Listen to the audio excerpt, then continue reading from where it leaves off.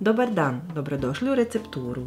Nema ništa bolje od finih kiflica s pekmezom, a danas ću vam pokazati recept po kojem ih ja pravim. Tijesto je nevjerojatno mekano, okus i izgled vrhunski, a uz savjete koje donosim ispast će savršeno baš svaki puta. U veću posudu ćemo uliti 250 ml toplog mlijeka i sipati 50 g šećera. Dodat ću 2 vrećice, odnosno 14 g suhog kvasca i 15 g soli, pa sve kratko promiješati. Zatim ćemo uliti 100 ml ulja i 1 jaje.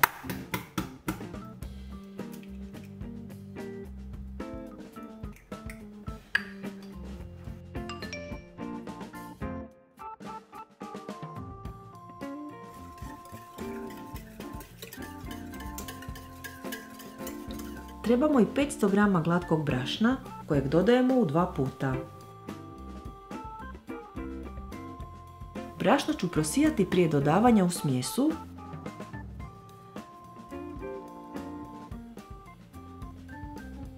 pa sve izmiješati kuhačom. Nakon toga ću prosijati i ostatak brašna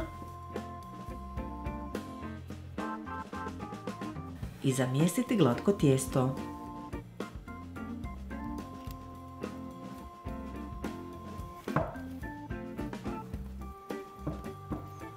Zatim ću pobrašniti podlogu, istresti tijesto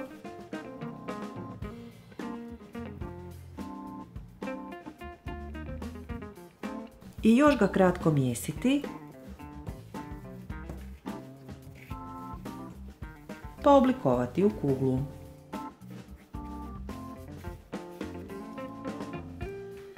Posudu u kojoj će se tijesto dizati premazat ću s malo ulja,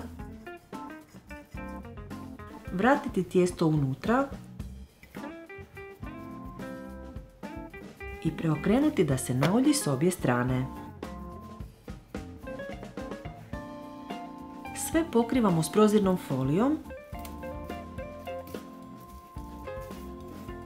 kao i čistom krpom, pa ostavljamo tijesto da se diže na toplom sat vremena. Tijesto se diglo,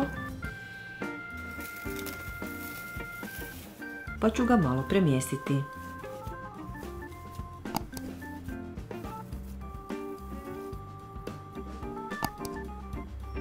Nauljit ću podlogu,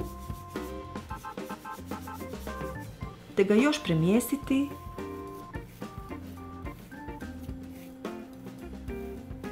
i oblikovati za rezanje.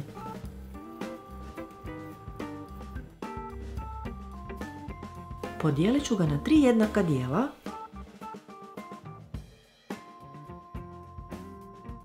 i od svakog napraviti lopticu.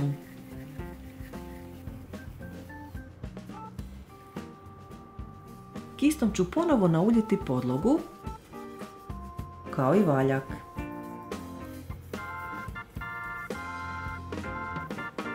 Svaku lopticu treba razvaljati u krug, a debljina tijesta neka bude oko 3 do 4 mm.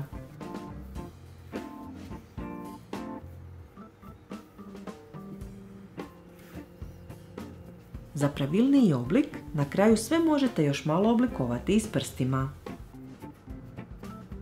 Sve režemo na 8 dijelova.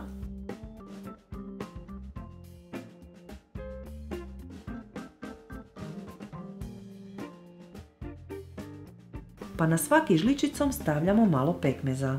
Ja koristim pekmez od šljiva, a prema želji možete i neki drugi.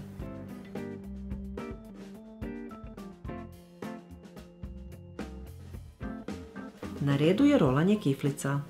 Prvo ćemo presaviti tijesto s obje strane, pa ga preklopiti preko nadjeva i zarolati kiflicu.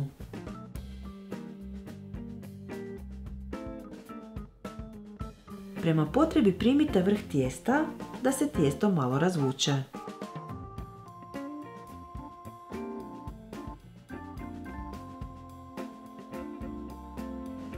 Kiflice sam stavila u protvan prekriven papirom za pečenje, pa ću ih pokriti čistom kuhinskom krpom i ostaviti da odstoje 20 minuta. Za premazivanje trebamo jedan žumanjak, i jednu žlicu mlijeka koje ćemo umutiti.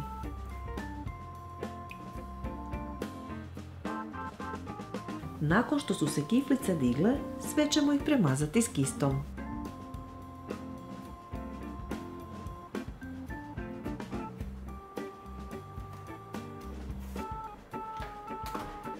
Peku se u zagrijanoj pećnici na 180 stupnjeva 25 minuta. Kad su pečene, mlake ili hladne kiflice prema želji ukrasite s malo šećera u prahu. Ako vam se dopao ovaj video, dajte nam like i ostavite komentar, te ne zaboravite zapratiti naš kanal i stisnuti zvonce kako bi dobili obavijesti o novim receptima. Sve naše recepte možete naći i na web stranici receptura.com. Bye!